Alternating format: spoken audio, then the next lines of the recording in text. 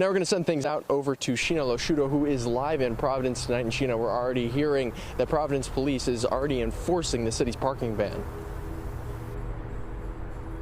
Police wasting no time today. Earlier, they were out warning people about the parking ban. Now they are already taking action. The deadline here in the capital city was 3 p.m. today. Since then, we've already seen crews out and about.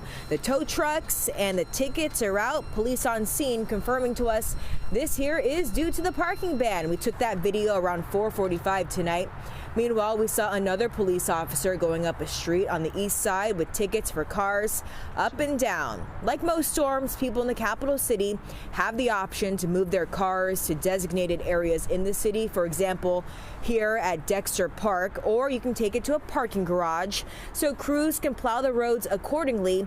Providence officials say they made that message clear. Take a listen. And I think anybody in the city knows that over the last 2 storms where there was a parking ban, compliance was not great. And so we have taken additional steps. The more compliance we can get, the better we can clear your streets. And so starting at 3 o'clock, we will be ticketing and towing.